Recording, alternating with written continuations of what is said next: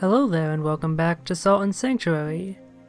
You may notice that we look a fair bit different than we did last time. I have decided to, from here on out, cut out most of the gear changing that occurs between episodes. After all, we've already seen plenty of that. Today we're wearing this Holy Monk set, that's what I call it since it doesn't really have a unified name. And since it does not have a helmet, we're also wearing the Clay Phantom Mask, which, despite being a piece of light armor, is unusually heavy, weighing a total of 6 units, which is about equal to most lighter weapons like a sword.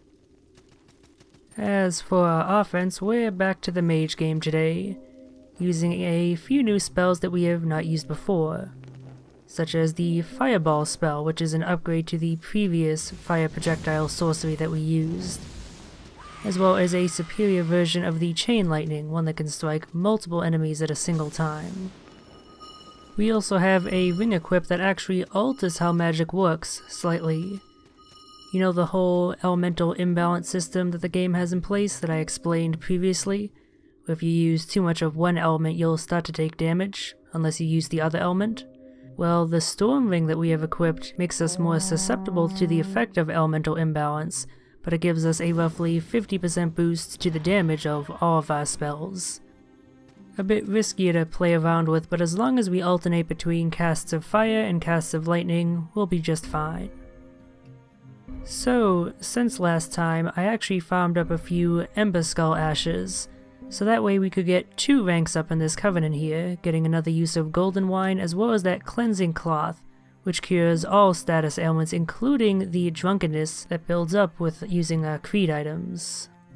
Ranking up within our creed also allows us to purchase more items from the merchant here, such as some very rare transmutation materials, such as the Amber Idols, which you would otherwise have to farm as a rare drop from certain enemy types, and the Diamond Clusters, which are even rarer.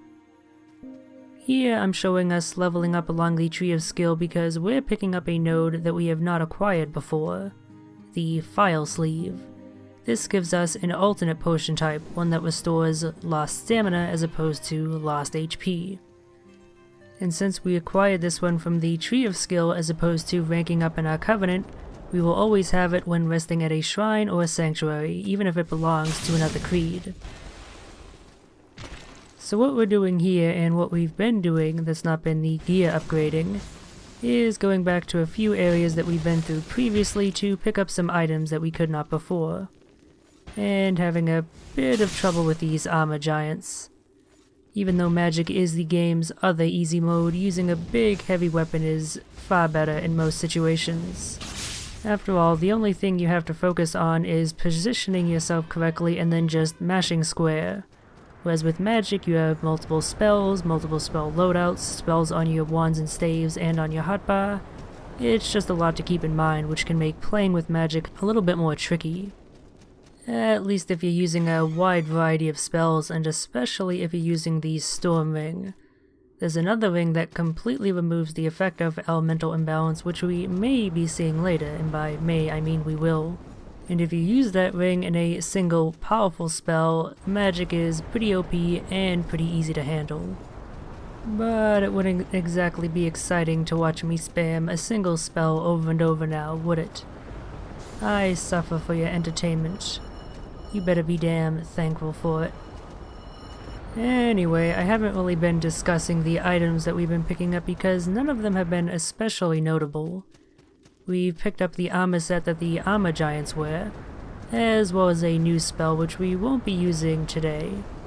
I might as well mention that you can also acquire that lightning ball spell by purchasing it from a mage that you've summoned to one of your sanctuaries. But that costs a few thousand gold, so this method is highly preferred.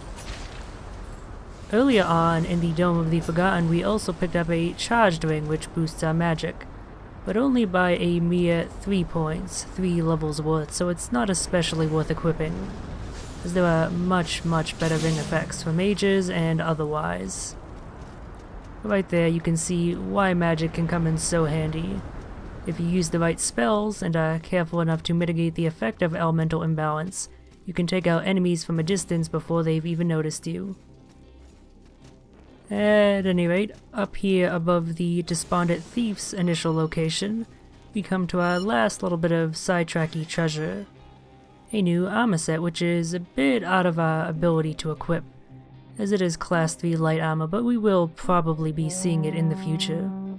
I did make an effort to show off some heavy armor earlier on, but I'm not sure I'm going to continue with it because most heavy armor is prohibitively heavy, especially in the latter part of the game where there is a lot of platforming and you want to be light and agile and as mobile as possible.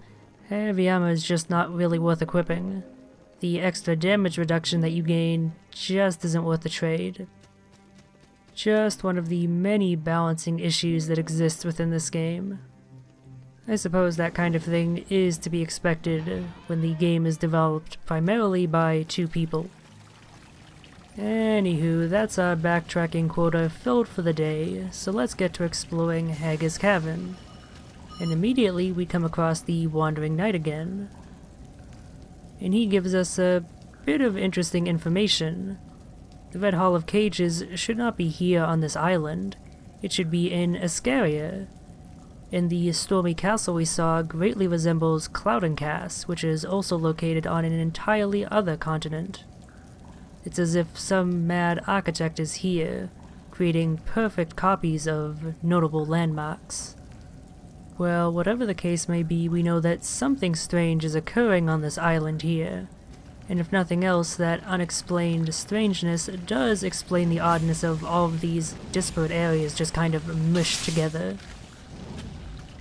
Anyway, getting back to matters at hand, the primary enemy type we'll be seeing in Hager's Cavern are variations on these teleporting skeletons, these being the hunting bones, and we saw the angsty bones, the sword-wielding ones earlier, and boy are they a huge pain to deal with. They have the ability to teleport. They can teleport as often as they want with no cost to them. They are completely invincible during the entirety of the animation as well as a bit before and after the actual teleportation occurs. And for whatever reason their AI was designed to teleport as often as possible, even when it doesn't really make sense when they're already in an advantageous position for themselves. Essentially, you're completely at the whims of their AI. If they choose to stop teleporting and let you hit them, then it's fine. If not, you're never going to be able to kill them, and eventually they'll sneak in enough hits that they could very well kill you. Not a terribly well-designed enemy. The Whistlebone charm that we picked up, by the way, decreases the stamina cost of attacking with melee weapons, but the reduction is minor enough that it's not worth using over the other more useful charms. Mainstays like the Pale Charm, the Mossy Charm, or any of the elemental damage adding charms. Coming up here though, we find the Despondent Thief again, who tells us that she found her noble that she was supposed to guard. But in searching his corpse for jewels, she found something else, a brand on his neck.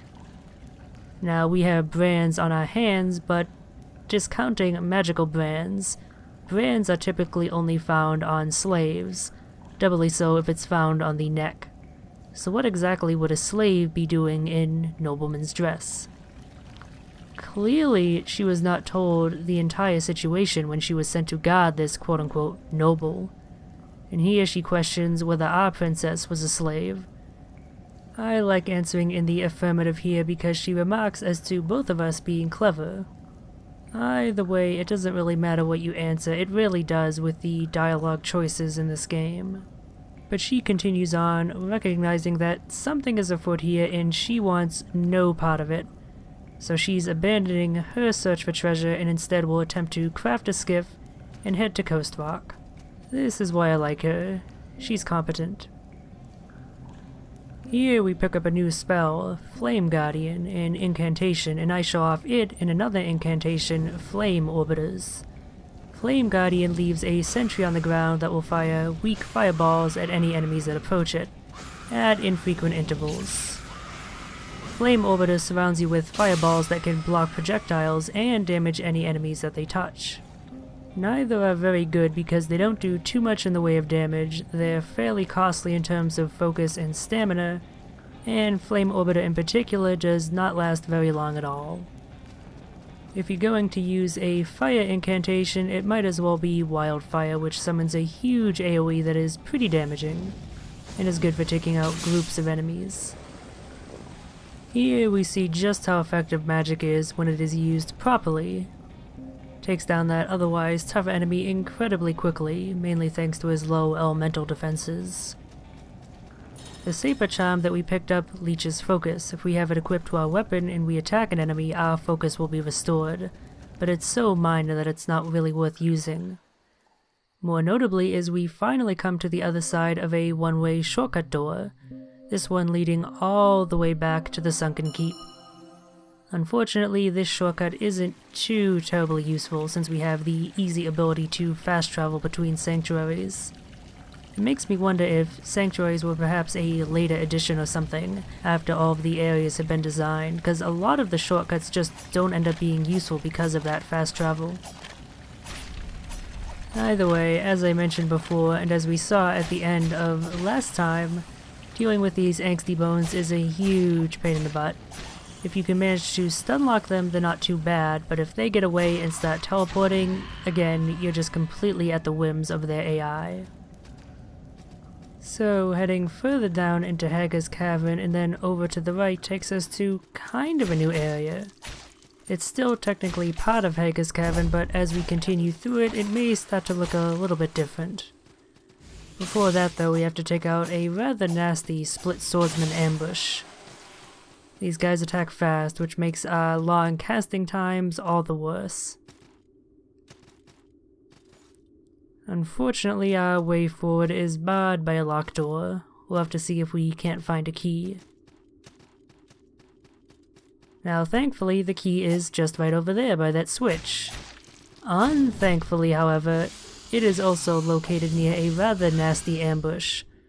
A whole bunch of drop spiders dropping from the ceiling. They are aided by a Heartseeker who, if you do not take out immediately, will make pretty much all of them invincible, which combined with the fact that they have a rather nasty leap attack, makes them incredibly dangerous. Thankfully, if you do take out the Heartseeker immediately, the drop spiders are pretty easy to take down, as they don't have too much in the way of health. They die to one cast of our Fireball spell. If you don't have the ability to use magic, you can also take them out easily enough just by spamming whatever weapon you're using. Assuming that it's something larger than a dagger, of course. Daggers are bad, okay? As long as you have a decent weapon, you can just spam attacks at them because they attack slowly enough that you should be able to stunlock them. They're really not a big deal when they're by their lonesome, even if they're in a group of themselves. As always, paying attention to the environment is key to survival. You do not want to get hit by one of those boulders. It probably won't kill you if you're at full health, but it will do quite a bit of damage. For trekking all this way, we pick up a gold drop boosting ring.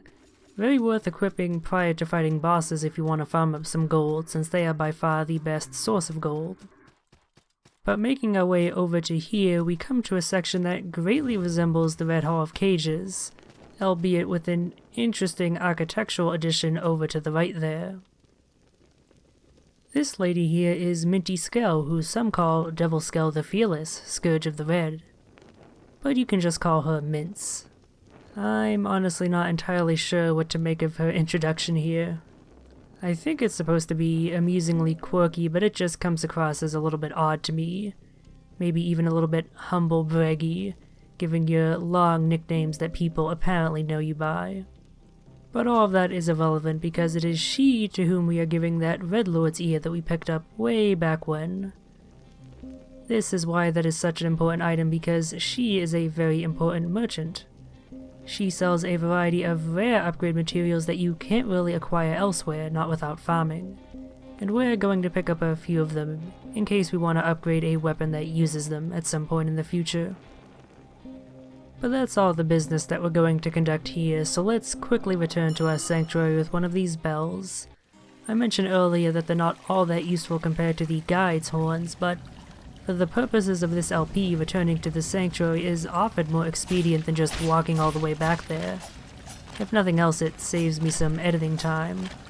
Although in this case, it means we have to deal with these angsty bones again. And we can't just run past them because they will stay on you like hounds, constantly teleporting in and out no matter how far into the level that you go. You can get lucky and they may stop chasing you, but again, it's purely at the whims of their AI. Ugh, such a poorly designed enemy. Thankfully, this area is pretty much their main roost, and they don't show up too much in other areas. Like, okay, I thought I was done complaining about them, but a new enemy type that we're coming up on ahead, which is a variant of the Angsty Bones, shows just how poorly they are designed by being similar to them, but so much more fun to deal with. They have the same ability to teleport, but they don't relentlessly spam it, which means you can actually reasonably kill them. Like seriously, just cut down the rate at which they teleport and it will make them so much more manageable. It's been a year, devs. This is something you should have patched by now. Well, okay, that's enough of me acting like a broken accordion. We have another new enemy type to deal with. I believe they're called Shrieking Banshees or something like that. They're pretty powerful mages and they can be difficult to stun to prevent them from casting their magic because they just float around. So magic or any other range attack is very handy for dealing with them, since even if they float away you can peg them with a projectile and prevent them from casting, again, their very dangerous magic. Now, although we had the key to that one door, our way forward is barred by a gate, whose switch we're going to figure out how to get to. It's just high up enough that we can't quite jump there. We'll have to end up solving a little bit of a puzzle to get up there. Over here we pick up one of the more situationally useful rings. It acts like the light spell, albeit at the cost of taking up one of your ring slots. Very useful for builds that don't want one of their hands taken up by a torch in dark areas but that can't cast a light spell. Otherwise, Naturally, the way to get up to that ceiling area where the switch is to use our power over gravity. Our very situational power over gravity. It's understandable that they made it usable in only specific areas, especially with how they have fall damage. After all, if you use this in most places, you would end up falling so far towards the ceiling that you would end up dying. But I can't help but imagine a version of this game where you could freely use that ability, and the game world was designed around it, but that would probably have to be your central mechanic. So it's very understandable why they did not even try to do that. Anyway, you just gotta platform yourself all the way over here, making sure not to fall in the wrong places, and the switch is easy enough to get to.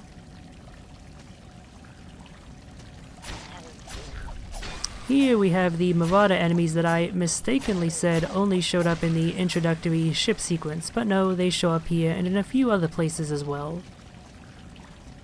Fortunately, this time they are not accompanied by that annoying glitch where you kill them and then they survive somehow anyway and continue to attack you.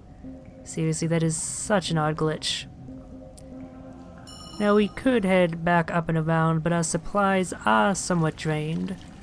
We're going to want as much focus as possible for the upcoming boss, so it's better to return to the sanctuary, especially since we have a fairly easy path to the boss, at least if we utilize the boost jump glitch.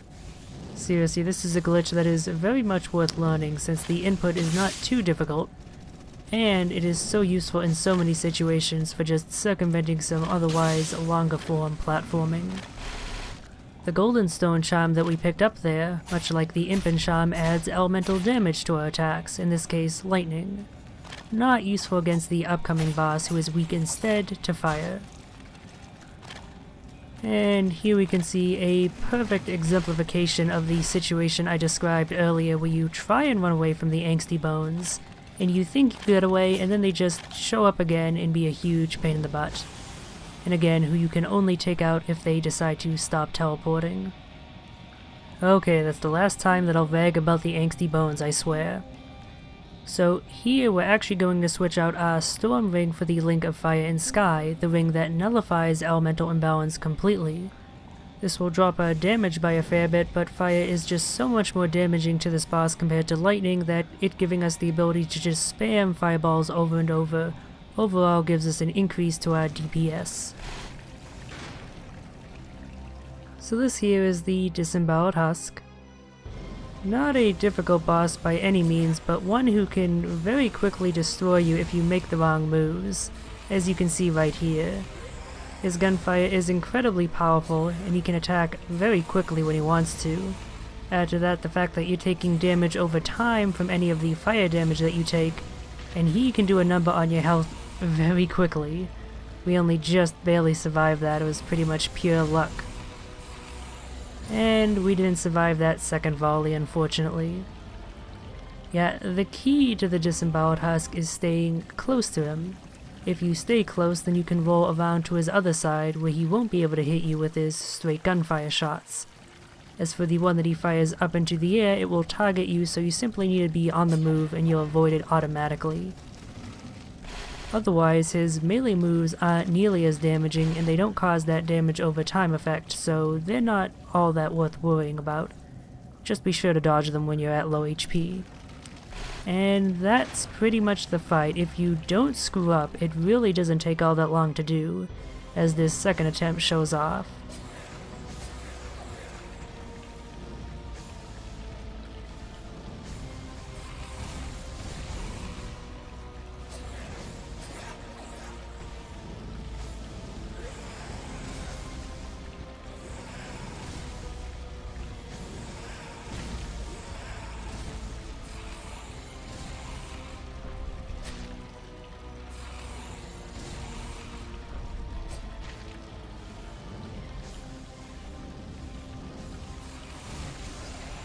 See? Much more manageable. Really, if we were more focused on using our sword, we probably would have done it in one. He's definitely a boss that is more easily taken out with melee than with ranged. But we did it either way, and we acquired a key that will actually let us leave Hager's Cavern. But I'm feeling rather haggard from dealing with all of those angsty bones, so we'll leave that for next time.